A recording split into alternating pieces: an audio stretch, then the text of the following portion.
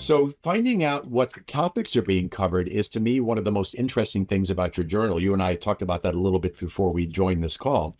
So tell Yeah. me a little bit about how you form the journal and how you pick your topics, how you pick your authors, and just run with it. And then I'm going to jump in with a little bit of history.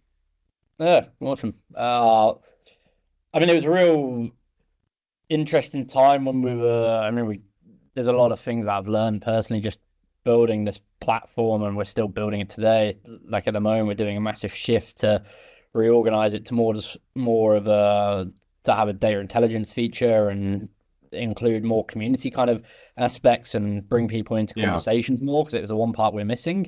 But my journey, I think, began properly when I got into this stuff was I was working at an engineering company. So I was doing a lot of things for on projects for customers like Greg's, Coca-Cola, Hermes, DPD, Amazon, all those kind of big manufacturers. And I was really struggling to find a way or a channel to talk about these things. And just being the way that I am, I just thought, well, I'll create something and see where it goes.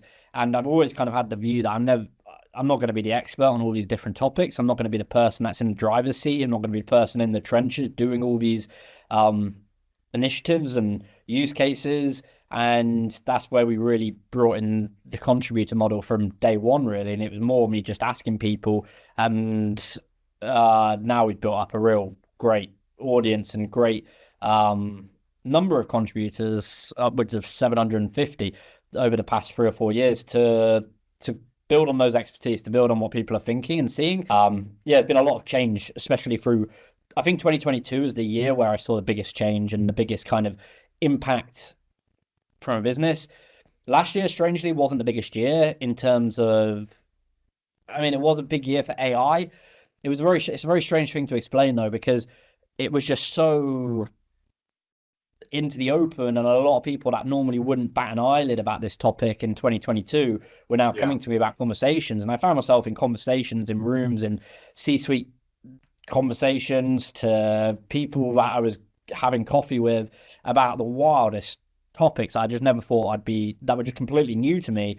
Whereas this year, I feel the pressure's kind of off those conversations, and it's much more the rooms we get into, the conferences we go to. We go to various different, we try and go to as many as we can and have meetings off the back of them. And I think you guys will all know this. It's it's really what's the next viable step with the business we have and how to serve a customer. And that seems like a very Yeah. key trend at the moment, or key theme that people want to know about. So I think it's not what people expect. 2022 was actually a year where we saw the most demand, and last year I think the demand was there, or the conversations were there, but it was just in ways I hadn't seen before. There was just conversations I didn't know the answers to, and I didn't.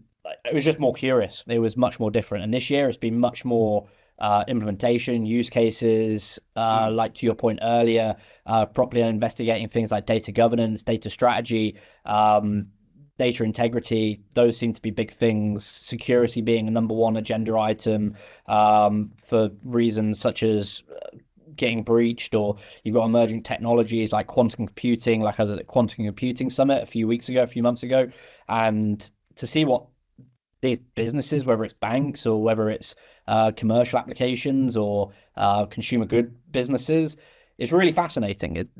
It's not what I'd have expected. And probably to your first question, there's a lot of got it wrong moments Yeah. in there for 2024 where it's where the people I'm speaking to, they come out with things and said things I would just never expect for the way I saw AI going in 2022 to how I see it going now, and especially going into 2025. I think you were mentioning it, or someone was about what's going to happen on policy side, especially in the States, where about 60, it depends on what platform we're on, but anywhere from 38% to 75% of our audience come from the US. So that's a real key indicator for us to understand Yeah. trends. But I'm going off on a bit of a whim, but there's some real different conversations that are happening now.